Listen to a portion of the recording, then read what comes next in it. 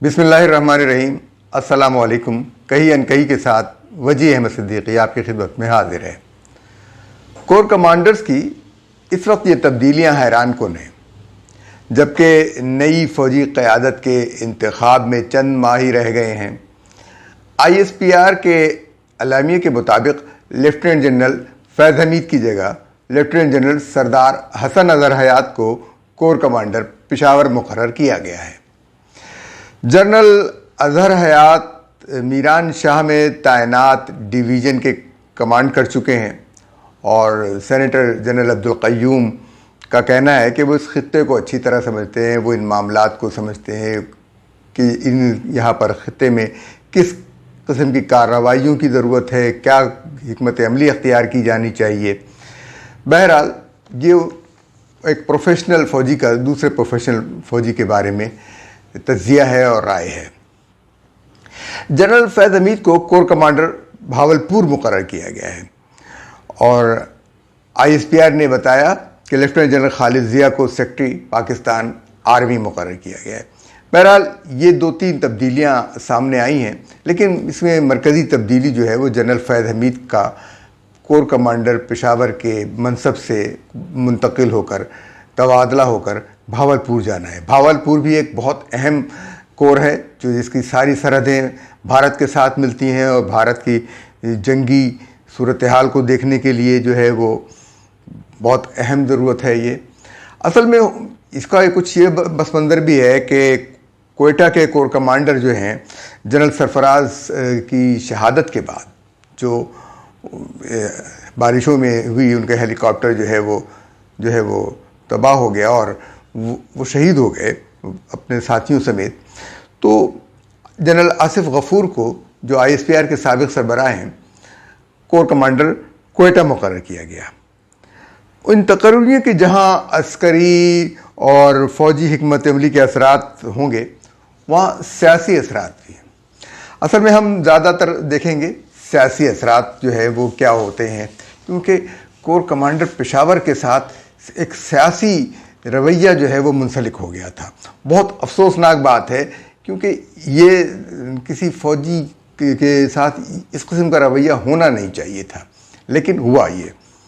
मैं पहले भी कह चुका हूँ कि इमरान खान जो है वो फ़ौज को तकसीम करने की कोशिश कर रहे हैं, बल्कि किसी हद तक कामयाब हो चुके हैं और अब शायद उनको नाकामी का सामना करना पड़ रहा है। जनरल फैज़ हमीद और आसिफ गफूर को उन्होंने अपना हामी बल्कि कारकुन जाहिर किया था।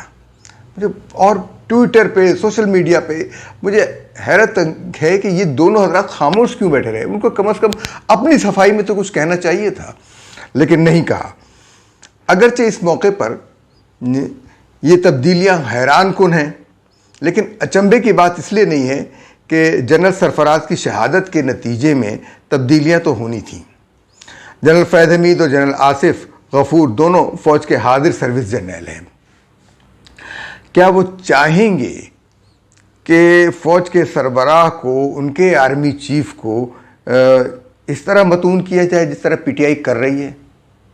मेरे ख्याल में अगर कोई और ये कर रहा होता, कोई और सियासी जमात कर रही होती या कोई कलादम तंजीम कर रही होती तो फ़ौज का गुस्सा बहुत अजीबोगरीब होता। लेकिन मुझे हैरत ये है कि तहरीके इंसाफ के करने पर कोई गम गुस्सा नहीं है, कोई है वो नहीं है, बिल्कुल खुली छूट मिली हुई है। क्या वजह है इसकी? ये बात सोचने और समझने की है कि आर्मी चीफ को गद्दार कहा जा रहा है। किस लिए गद्दार कह रहे हैं? इसलिए कि उन्होंने इमरान खान की हुकूमत की हिमायत नहीं की या उसके लिए खड़े नहीं हुए सियासी तौर पे। हर चीज़ पर उनके एतराज़ होता है। ये एक अजीब व गरीब मंतक है। मुझे महसूस होता है कि अब ये इनकी कमर टूटी है PTI की। जनरल फैज़ हमीद की जान बची है और PTI की कमर टूटी है।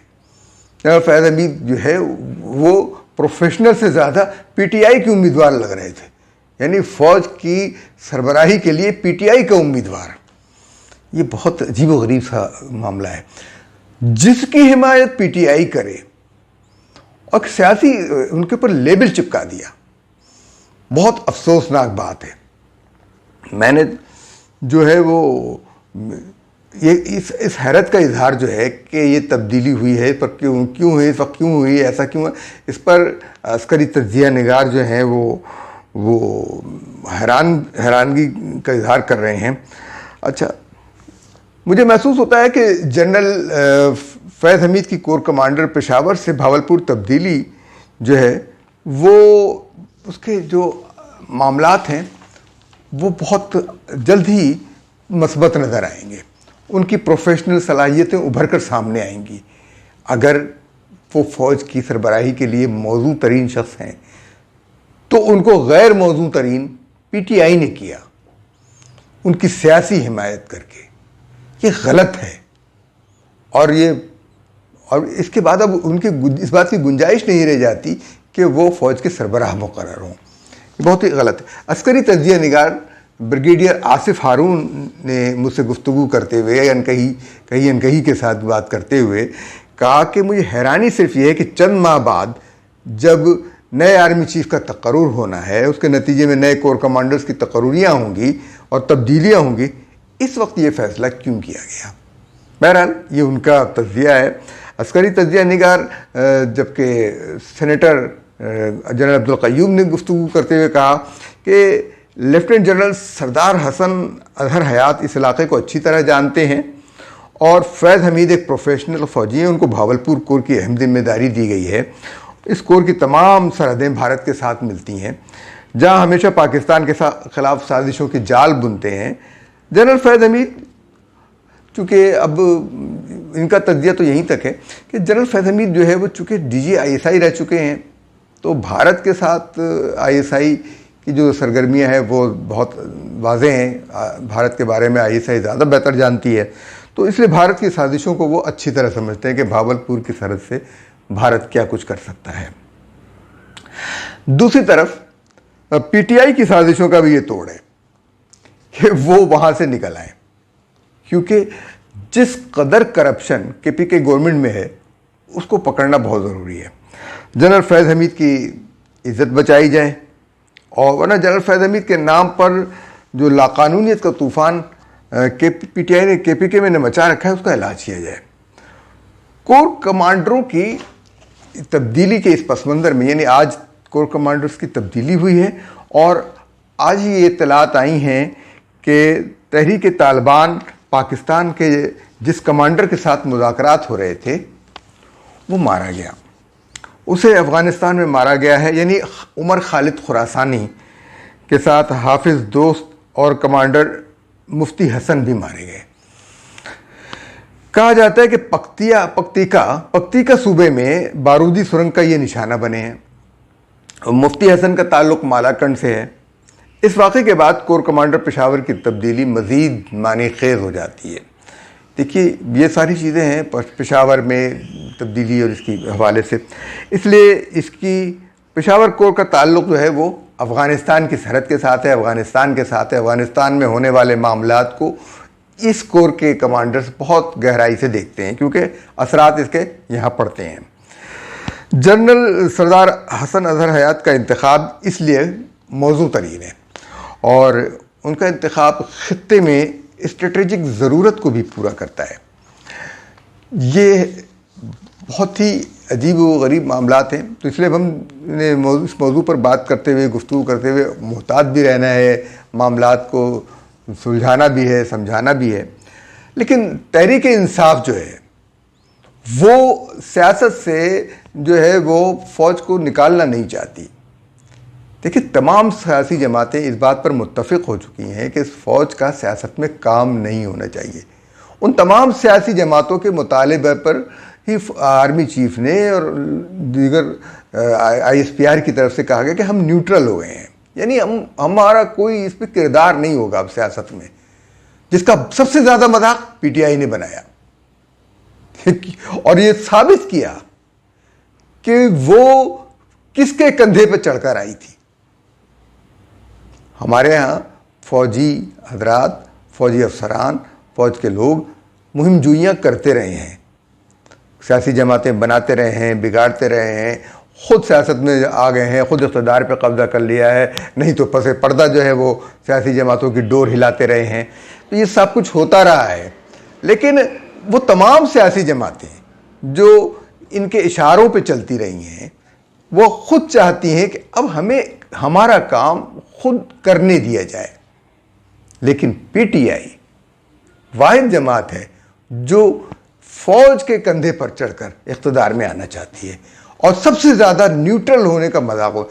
इक़्तिदार से कानूनी आईनी तौर पर वो अलहदा किए गए, किसी अदालत ने नहीं, पार्लियामेंट ने उनको अलहदा किया। नवाज शरीफ की हुकूमत अदालत ने ख़त्म की बग़ैर किसी कानूनी आईनी जवाज़ के। कोई कानूनी जवाज़ नहीं था। इसी तरीके से यूसुफ रज़ा गिलानी को बरतरफ किया गया तो कोई कानूनी, कोई आईनी जवाज़ नहीं था। ये सब अदालत और फौज मिल जाया करते थे और हुकूमत को पलट दिया करते थे।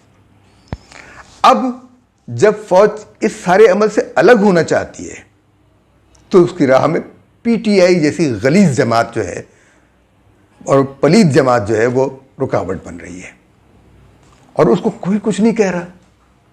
क्यों गालियां बक रही है, कोई इसको नहीं पड़ा, क्योंकि ये जुर्म है इस तरह गालियां देना, इस तरह फौज की इज्जत खाक में मिलाना। फौज पर हम तनकीद कर सकते हैं, हम एतराज़ कर सकते हैं, हम उनसे सवाल कर सकते हैं, उनसे जवाब तलब कर सकते हैं, लेकिन उनको गाली तो नहीं दे सकते। गाली तो किसी को भी दें, वो आपको कोई हक नहीं है किसी को गाली देने का। पीटीआई गालियों भरी जमात है, उसका काम ही गालियां देना है। तो अब यानी शीरी मज़ारी जैसी बड़ प्रोफेसर भी रही, सब कुछ रही और दानिश्वर भी कहलाती हैं, लेकिन उनकी जो सलाहियतें हैं, जो कुछ उनकी सूरत हाल है बयान की, वो बहुत ही घटिया और गिरी हुई ज़ुबान है उनकी। यानी Shireen Mazari chief of army staff की मईशत की बहाली कोशिशों के खिलाफ बोल रही हैं कि अमरीकी एब्सोल्युटली नॉट का। अब क्या हुआ पेशावर में? अमरीकी सफ़ीर का इस्तकबाल क्यों किया गया? अमरीका से मदद क्यों ली गई?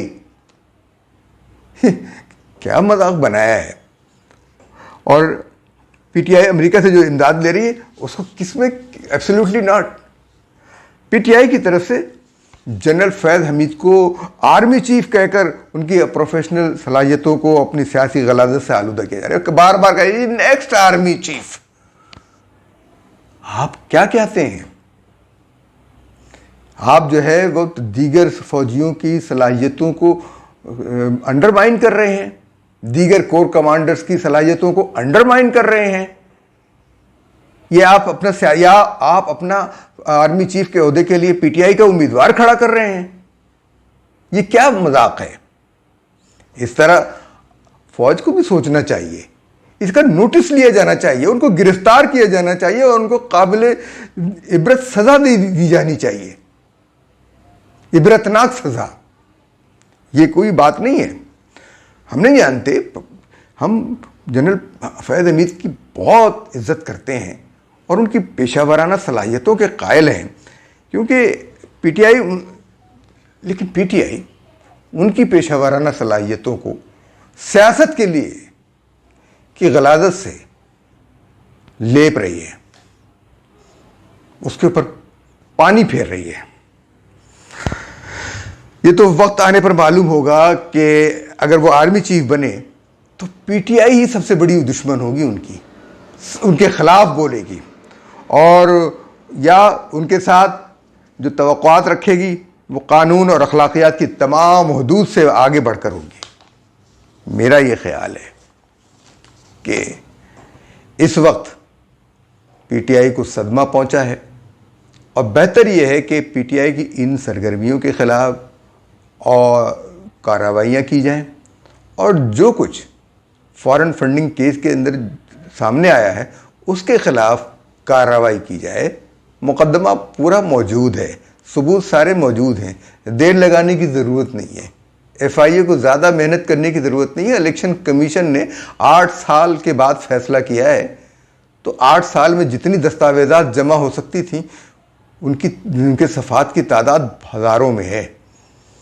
इसलिए फौरी तौर पर उन पर यकीन करके कार्रवाई की जाए और इसके साथ जो भी कार्रवाई हो सकती है वो की जाए। मुमकिना तौर पर जो लोग अहल हो सकते हैं, नाअहल हो सकते हैं, उनको नाअहल किया जाए और जहाँ तक इस जमात को कायम रखना है या नहीं रखना है इसका फ़ैसला किया जाए। मैं, आप या कोई और शख्स ये फ़ैसला नहीं कर सकता।